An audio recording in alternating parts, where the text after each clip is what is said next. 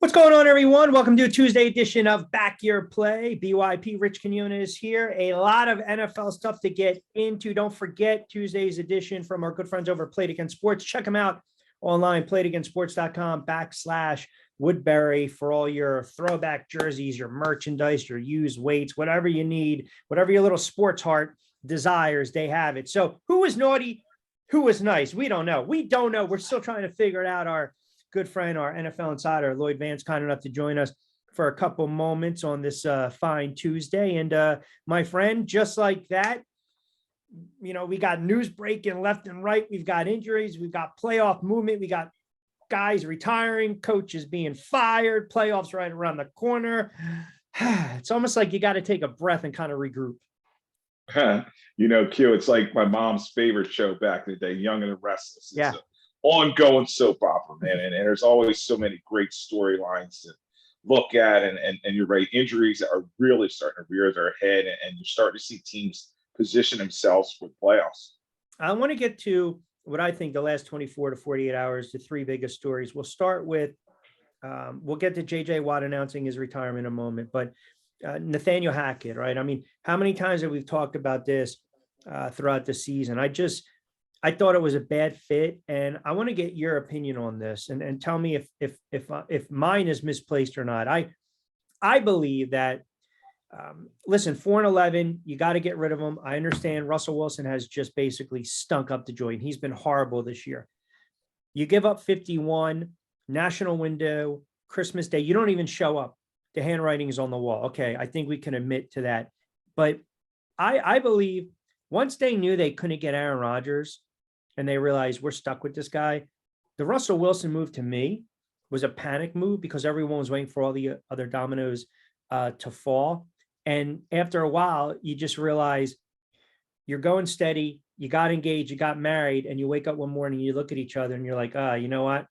This ain't going to work. That's kind of how I feel that is what transpired in Denver. Am I off base with that? No, it was a bad fit right away. George Payton, the general manager, you have to look at him because this was his guy. He brought him in. And then the Bolin family, the patriarch passes away, and the Walton Penner family has now bought this team, and they're going to make some changes here. And they started right away with Nathaniel Hackett, a coach. Quite frankly, Q, you and I talked all the way back in week one. He was in trouble then. He kicked that 64-yard field goal attempt when he shouldn't have. And it put the bullseye on him. And then Russell Wilson, I've always, I was a Wilson guy coming out of Wisconsin, liked him in Seattle, but something's amiss with him. And they're stuck with him. They gave him that 5-year, $225 million extension, and he's coming back. I think he didn't get along with Hackett. And Rodgers was Hackett's guy. And then you start to wonder, was it the head coach there, or was it the offense coordinator? And then Hackett was that hot guy. Yep. Gets the job. And, when you're the head coach, it's more than calling plays. You have to be a figurehead. You have to make sure the personnel is correct. You got to make sure, your practice squad's correct. And this guy just was not getting the job done. And it just showed you he gets the Freddie Kitchens treatment after one season. And that shows you a guy that was just not prepared. That's an excellent point. I mean, I got hammered on social for bringing that up, not only the other day, but when it happened. Once they elected to go for a 64-yard field goal at 4th and 5, you took the ball out of your franchise quarterback's hand, right? That's the reason you brought him in. And if you can set the tone for a season in a positive way, like Brian Daboll did on the road against the Titans, you can set the tone for the season in a negative way. And that's exactly what Hackett did. And I came on the air then and I said, it's going to be a long season for the Denver Broncos. Can you recall a quarterback that has had such a dip like we're seeing with Russell Wilson? Last year didn't put up gaudy numbers, only played in 14 games. Obviously, Seattle knew something that we didn't know. And now you look at it, they absolutely fleeced Denver. But I went back, and I'm just curious, your time covering the league, can you recall a quarterback that has dropped off this poorly? Yeah, and only the quarterback I really can think of, and he was an undrafted free agent type who was sent in and had a great run, and then he just fell off face here. Jake Delhomme. Jake Delhomme takes the Panthers all the way to the Super Bowl, and I think he got an extension, and he just was never the same, after that, after he left Carolina. And that's the closest thing I can think of. But Russell Wilson, we were talking about him as a possible Hall of Famer since he won that Super Bowl and all that. So this is a precipitous fall. We have not seen this, in quite some time. Does one or two bad seasons though, like I brought up Peyton Manning when he had the noodle arm, and yet he had a great defense prior to the bad year, 2015, his last year with Denver when they beat Carolina. Prior to, he had 33 touchdowns and 55 coming off the neck surgery. But then we realized he couldn't throw the ball down the field anymore. Do you look at one or two bad years and all of a sudden does it wash away pretty much Hall of Fame resume? And it depends on a guy, if you're talking like your last 3 seasons, the same type of performance, and yeah, it's going to affect their resume. Wow. Because it's right in their forefront of the mind. Obviously Peyton, he's all-timer, he owns every other record and Super Bowl victory, so he'll get around it. But Russell Wilson, you say, okay, is his resume at this point, if he keeps playing the way he is his resume better than Eli Manning, a guy who they're saying is not a Hall of Famer? So it's going to be interesting to see how they rebuild this team. They don't have a lot of draft picks, but George Payton has his work cut out for him there. Yeah. I'll ignore the Eli comment. That's fine. But the more I think about it, you're right. He's 34, Russell Wilson.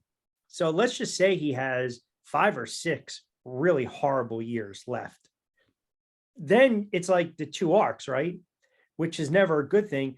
I mean, I don't think a year or 2 wipes away a Hall of Fame career, but I guess the story is it's still being written, so to speak. All right, JJ Watt, look, a lot of injuries, some bad teams. He's going to be one of those all-time greats that never really had a shot at a Super Bowl. It's probably time. He understands. And I mean, what more can the guy give to the NFL? And he does a lot of stuff off the field too that I think should be commended. I mean, I know it's still fresh, but where do we kind of put him in the pantheon of all-time great defensive players? JJ Watt, for a period there, about 4 years or so, was just tremendous. You talked about all those Defensive Player of the Year awards. He won 20 plus sacks for like 3 straight years, I believe. It just a dominant force with the Houston Texans. Cornerstone player for that franchise. Let's not forget they at one time their expansion franchise, and he just carried this team all the way into the playoffs. And unfortunately, he couldn't get over the hump. I think a lot of times it was just a quarterback situation. They didn't have the right guy there. They had some good running backs and other pieces around Watt, particularly on offense, T. Hop and some other guys, but they just couldn't get it done. And he's definitely a Hall of Famer. He's a first ballot guy. It was good to see him come back after back surgery and put together a couple consistent seasons for the Cardinals there. Yeah, I think the injuries started to get to him, right? I mean, if you look at the first 4 or 5 years of his career, 20 sacks, 10 and a half, 2017, and then you're talking, just injury after injury, 2016, 1.5, 2017, no sacks, got hurt that year, came back 16 sacks, then 4, then 5, then 1. I mean, that's a player that you say, all right, listen, you got nothing left, man, right? You got nothing left. And certainly a Hall of Famer, no doubt, definitely a Hall of Famer. He'll be eligible 2028. All right. Then the Tua situation. So he stunk up the joint on Sunday against Green Bay in a game that they should have won. The last 3 series, 3 consecutive picks. Now comes out concussion protocol once again. And I know every talking head this morning is saying that, well, a couple things. He's a liability and he's too fragile. He's too small. And then there's a school of thought where he should retire. He needs to be shut down. Okay, this is what I think. I think there's no need to pile on the kid, first of all. I mean, I listened to what a lot of the guys on ESPN had to say earlier this morning. And you know how I feel about some of those talking head shows. I think a lot of it is just, let's just talk. And it's almost as though they're treating this kid like he's got the plague. And it's unfortunate that he's been concussed, and maybe it's just bad luck. I believe you shut him down. I believe in the offseason, he'll make a decision if he wants to keep his career going. I think he can play a little bit in the league. And I think there's something to be said about how he handles himself and his character. But with all that being said, when you start to have concussion protocol, you're in concussion protocol and you're getting symptoms over and over, third concussion of the season, there's no way a doctor who's worth their salt, I don't care if it's friggin' Dr. Nick on The Simpsons, the goofy guy that, wasn't even licensed to practice. You do not send this kid out there, A, and then B, how much do we look at the Miami Dolphins and say, you know what, maybe they dropped the ball here too and put this kid in harm's way? Yeah, Q, this possibly could be the second time in a season, unprecedented, that we've seen a player concussed and allowed to return to the field. And Miami, you thought they cleaned up their act after everybody was pointing to the terrible situation they had against the Bengals and the Bills and are carting him off. I think where he's healthy, probably should take some time off, think about his future. I think he will get that opportunity there in Miami. Obviously, a lot of these talking heads, as you're saying, will pile on because there was all that talk. He's the MVP and people don't give him a lot of consideration. I think Tua is a guy he's going to be a good, solid veteran quarterback, but he's not that superstar that everybody thought coming out of Alabama, tank for Tua. And he's a good player, but this injury history is unfortunate. A guy I followed hockey-wise, Eric Lindros, it kind of, you don't want to have that type of situation where, it ends your career. And it's a very dangerous thing, these concussions. We talk about CTE. You have to take it very seriously. So I want to give credit. Warren Sharp on Twitter highlighted the play and wrote, if this play at 240 was his concussion, here are the stats. Pre-concussion, 9 of 12, 229. Think about it. He had 240 yards at the half. He had a couple long bombs. Yeah. 19 yards per attempt, 1 touchdown. Post-concussion, and we don't want to speculate, but it sure as hell looks like that's where he was concussed when his head slammed. 7 of 13, 81 yards, 6.2 yards per attempt, 0 touchdowns, and then he had the 3 inexplicable picks where everyone was like, where the hell is he throwing the ball to? I've suffered 2 concussions in my career, and you can almost say 3. One, when I was, I think, 7 years old, I ran into a kid in school in the playground. Right. Lights out. Good night. Twice in college, playing sports, playing soccer. I collided heads and then took just a nasty, again, the second one was almost, you would say, mild. The first one, I felt it, man. Like that's, right. You don't mess with that. And again, relatively young guy, I'm not comparing apples and oranges sport wise, but I can't tell him to retire.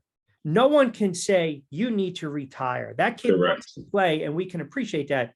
But when do you step in and you save the player from themselves? Like my point is, even with the playoffs potentially on the line, you cannot put him out there. It's malpractice.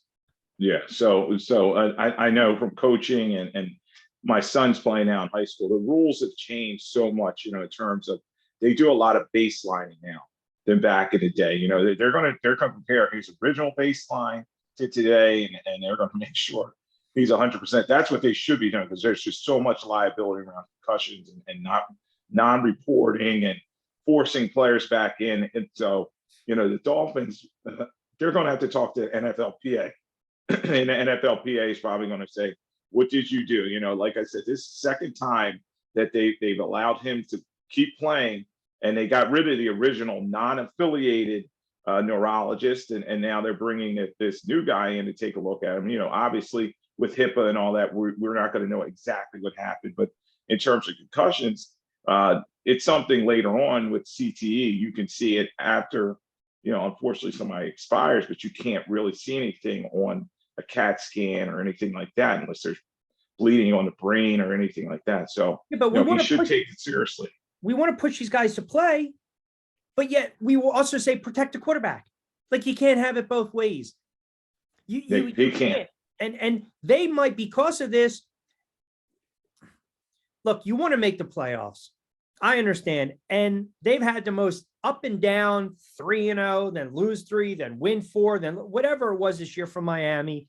But you also have to consider, now, do you think this kid, this is another aspect that they brought up, and I did find it compelling, but I didn't like the wording. Do you think Tua now is a liability? Well, no, I don't think he's liability. Number one, it's not his decision whether he's going to play or not. It's going to be up to the team. And A liability it, because he's been concussed, because he gets yeah. hit.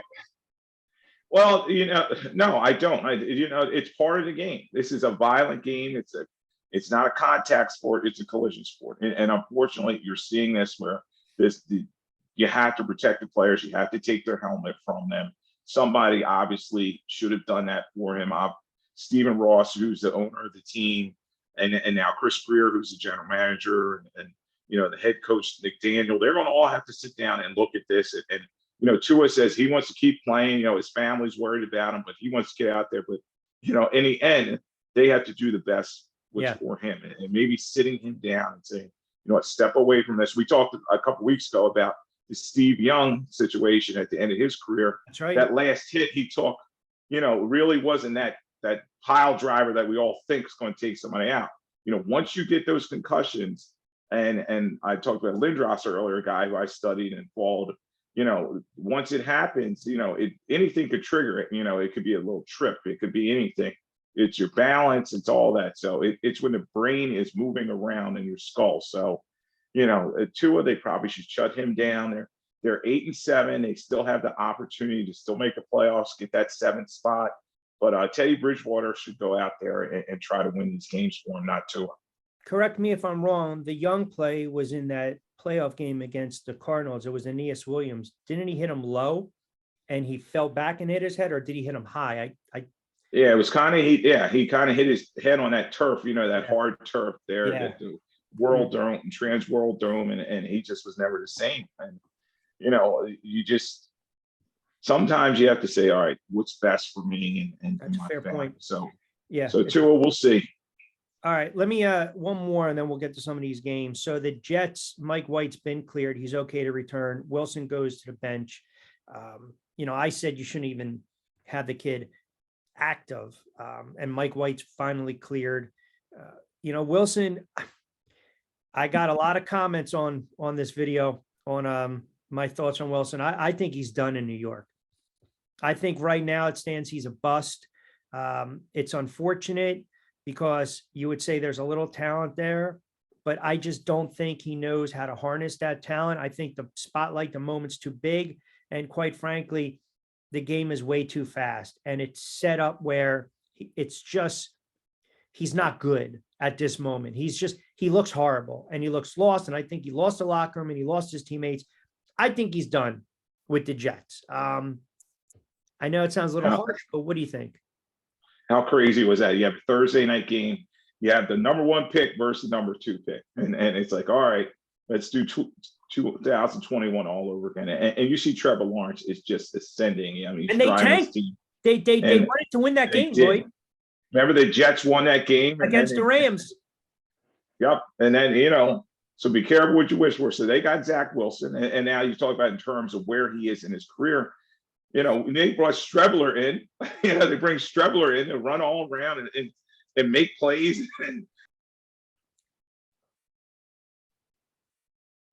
Oops. I think we might have lost Lloyd. We had some good stuff going. We'll see if we can pop him up in a second. I'll text him right now. See, sometimes this happens. We had a good segment, but no, he was just talking about how, and I don't want to stop the record. I want to keep going. He was talking about how they had the kid, the backup in, who came in, made a couple plays, and then all of a sudden, boom, look what happened in that game against Jacksonville. And I don't know, for the life of me, I don't know. You know what we'll do? We'll come back. We'll close out this portion. We'll hit it again with Lloyd. We'll finish it out. Not a problem. It's a Tuesday edition. Oh, there he is. All right. See, I was getting ready to do my little closeout, and then all of a sudden, bam, it's like radio times, brother. It's like radio. Yeah, was that me or you? No, it was you. I was about to close out and say, we'll come back right after this for the second portion of the show on a Tuesday. So we lost Lloyd. We worked through it. All right. So yeah, to your point, it's amazing. I think they're going to need a change of scenery And I think he's going to need a change of scenery when it's Yeah. all said and done. And I think Hugh, in the end, what they'll do is in training camp, they may bring him back because obviously he's a first round pick and they Yeah. always don't want to wipe the egg off their face. They'll bring him in, kind of like maybe they'll bring a veteran in like Tannehill was with Mariota when they knew Mariota was not going to get done in Tennessee, and then they kind of move on. But I think I kind of agree with you that Wilson, there's just not a lot left there. And once you lose the locker room and your teammates, there's just not much a quarterback can do. All right, so let's get to some of these games. Very important games. Obviously, Lane Johnson out for the Philadelphia Eagles. Maddox banged up as well, not going to be available. Hurts, they're trending towards having him play against the Saints. That line was 6.5. It's now 7 because the Eagles lost to Dallas. You know, they need this game right now. I think it's a winnable game. I think they should win. I'm not even concerned about them covering. I think they can win with Minshew. Do you start Jalen Hurts knowing that this is a must win to try to get home field advantage and get that all important extra week of rest? Yeah, it's going to be a fun one to watch. I'll be in the stadium to watch this game. So looking forward to this one. And you know, the Eagles, this is a rebound game for them. They have to find a way to get it done. And yes, Minshew did a quality job for them. There were a couple unfortunate turnovers, particularly Miles Sanders play at the end with that fumble. But I think this Eagles team is hungry. And they're going to come out, and the Saints have done a good job winning the last 2 games, but they're a team that sees the pick off. And let's not forget, it's Andy Dalton. It's going to be outside. It's going to be cold. And I think Dalton, they can pressure him into making mistakes, particularly, you know, there's some injuries on that offensive line for the Saints. And I think Dalton will throw a couple picks, and then the Eagles will win that game, and then they'll secure the #1 seed in their bye. And then they won't really have to worry about Hurts playing possibly into the playoffs. Yeah, it's all about the water pistol freezing on the road. We know about him. So everything kind of broke for the Giants, but the Giants couldn't seal the deal. In a game I thought they had, listen, defensively, I don't know what you're thinking. You're going to live and die by the blitz in that situation on a 3rd and 11, and then Jefferson gets free on the bubble screen. It happens. I mean, it's the 8th game-winning field goal kicked against the Giants in the last decade. Okay, anyway. So now winning in, you've got the Colts, you know, the Lions lose, Seattle lost, Washington lost, everything broke mathematically. You want the numbers to work in your favor. And I'm cautioning Giant fans. I saw how bad the Colts looked last night against the Chargers, and Foles looked horrible. But the Colts defense is not that bad. The Giants have problems moving the football a little bit. This line all of a sudden was at 3.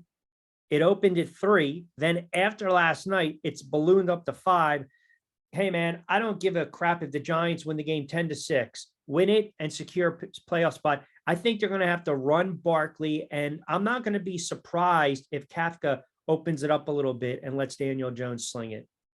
Yes, good. It is a situation where the Giants have to get it done. I was telling a buddy of mine who's a huge Giants fan, don't forget that tie. You know, that tie has really helped them in terms of the standings and stay in this playoff race. And then obviously they took care of business against Washington. And, you know, this is a game at home. They have to defend at home field. And I do expect a lot of Saquon Barkley. He's looked a lot more healthier the last couple of weeks after that stinker he put up against the Eagles.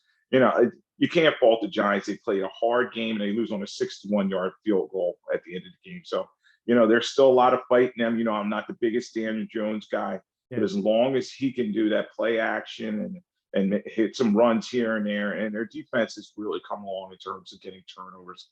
Obviously, you talked about the other day with the Colts, how bad they are. I think the Giants win this one and they secure their playoff spot. Yeah, I don't care. You never overlook any team, and just if you follow the Giants over the years and you know about Foles, even when he was with the Eagles, you want to get rid of that game, like exercise those demons like they did years ago against Jeff Garcia when he was with Tampa Bay. Speaking of which, that Bucs offense looked absolutely anemic the other night against a bad Cardinals squad. They're laying 3 at home against the Panthers, who, hey, how about the Panthers and the job they've done? I mean, they ran for 3-something over the Lions, who just were winning a whole bunch of games. Now all of a sudden their momentum have stopped. Here's a game that's ultimately going to decide the NFC South, Tampa and Carolina.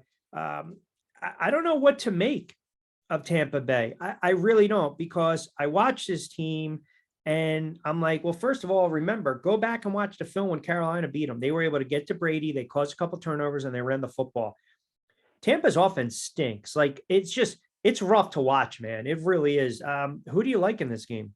Yeah, it's a tough one because you keep waiting for Tom Brady to show up, and at his age, and you wonder like, all right, what's he going to do? And then he woke up late just enough. Him and Mike Evans finally on the same page to get that game-winning field goal in overtime. But this is a tough Carolina team coming in here. Steve Wilkes, their interim coach, has those guys playing. Sam Darnold, surprisingly, is taking care of the football. And then you talk about Foreman and the other running back in the backfield. They're running the ball down people's throats. So this is going to be a tight game. It's going to be a tough game. We'll see if Vita Vea plays for Tampa. He seems to be the key for them stopping the run. Somehow, Kudo, I think I'm going to go with Carolina in the points in this one. I think they're going to find a way to win this one. AFC, Buffalo, Kansas City, Baltimore, Cincinnati, the Chargers last night, all clinched playoff berths. And then we talked about Tua. You look at that game, Miami against New England. It looks like obviously Bridgewater is going to go. I am not a New England fan. I'm not even a Mac Jones fan, to be honest. I think the kid's a dirty friggin' player. I really do. Yeah, that was horrible. That was horrible. And he's talking about, I was trying to stop him so that Thornton could run him down. That's ridiculous. You did that on purpose. You know how much people love Eli Apple to begin with from his New York days.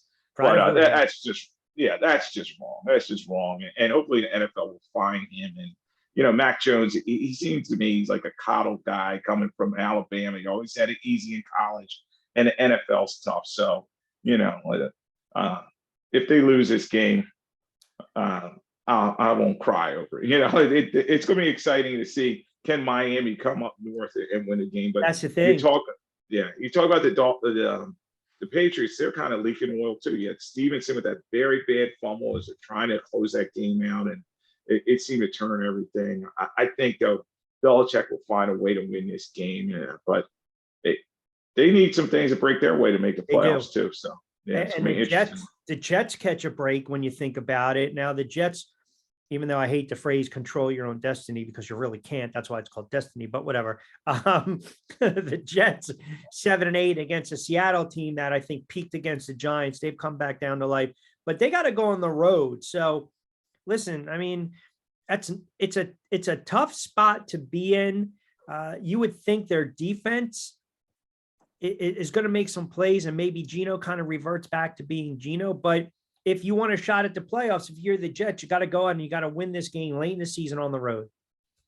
Yeah, it's the Geno Smith Bowl. He's trying to beat the team that drafted him, and let's see what he can get some revenge here. But I think in the end, when you see Sauce Gardner and the rest of those guys on that defense, they're going to find a way to make some plays, make Geno Smith turn the football over. And then you talked about earlier, Mike White is probably going to start a quarterback, and then they'll get Zonovan Knight running the football, and the rest of those guys, Garrett Wilson, who may be the offensive rookie of the year.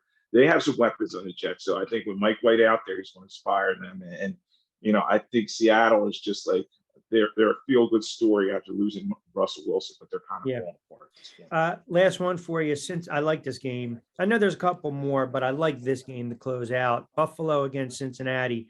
I mean, this is a nice matchup, man. Buffalo's on the road. They're laying a point. Cincinnati, listen, they were leaking a little oil against that New England game. They were kind of spitting a bit, but then they rebounded. Burrow has had a phenomenal, sensational season. I mean, you can see why this kid's an all-pro, an MVP type quarterback. They've won, 1, 2, 3, 4, 5, 6. Aside from San Francisco, who's won 8, Cincinnati's won 7 in a row. And, they're starting to do it with their defense. They're not giving up a ton of points. I think the most they gave up in this stretch, 30-24 against Kansas City and Pittsburgh. Aside from that, 16-10, 16-14. So their defense is helping out the offense.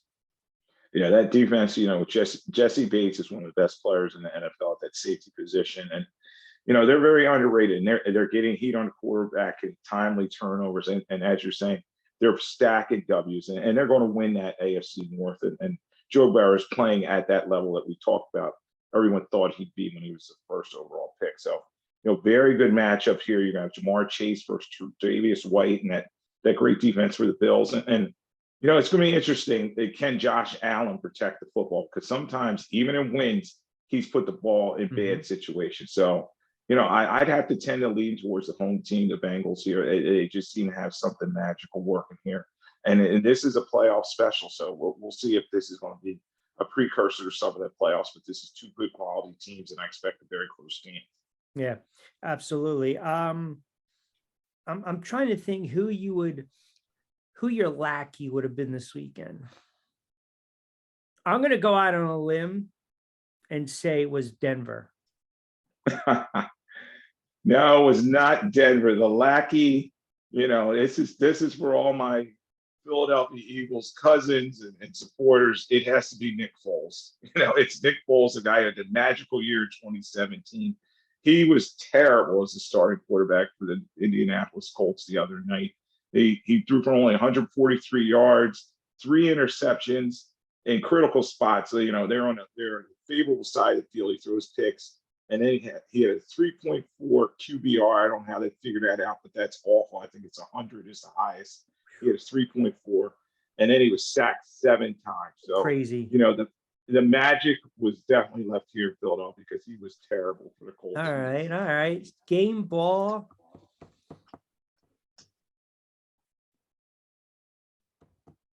A lot of choices out there. Yeah. Is it a quarterback? No, I did not go with the quarterback this Then time. it probably had to be a wide receiver. Nope. Oh, he went defense. There we go. No clue. Yeah, I had to go defense. My son always look at the defense side of the ball. He's a defensive guy, and we were looking at, Nick Bosa was just tremendous. I mean, he is just dominant. He's going to be a defensive player of the year, in my opinion. Yeah. 37-20 win over Washington, and he was everywhere. He had 2 sacks, forced fumble, had 5 hurries. Heineke did not look comfortable back there. They pulled him. They put, Carson Wentz in there. But and Bosa is a guy that's just dominant. And you think about Purdy, Purdy is winning games for him. Yeah. And I think it's because of that defense. And they're talking about possibly even a rookie making a Super Bowl run. And I think it's because of that defense and the running game, Christian McCaffrey.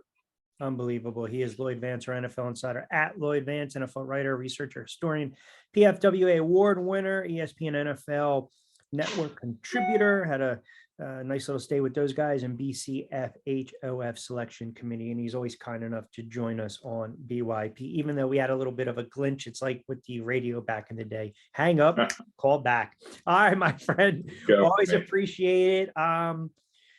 Playoffs right around the corner. We'll recap next week. And then think about it. We got one more week to kind of put to bed, but we should have all the playoffs kind of figured out, and we can start taking a look at some of those games. All right, Q. Thanks for having me. I'll talk to you later. All right, you got it. My guy, Lloyd Vance, always a great get.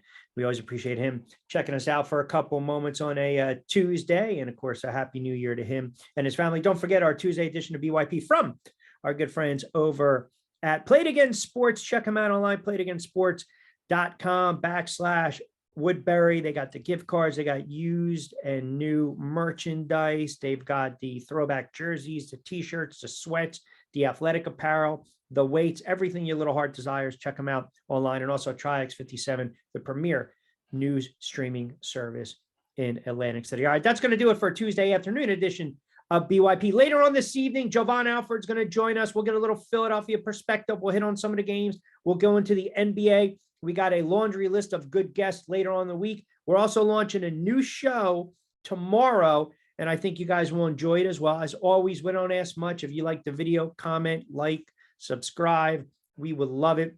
We appreciate the engagement, and we always thank you guys for keeping us locked in on the YouTube channel, Rich Q and Q. Later on in the week, we are going to go live for about 20 minutes to a half an hour and go through some more of these NFL games. So we'll talk to about 5 hours later tonight for a Tuesday night edition of BYP.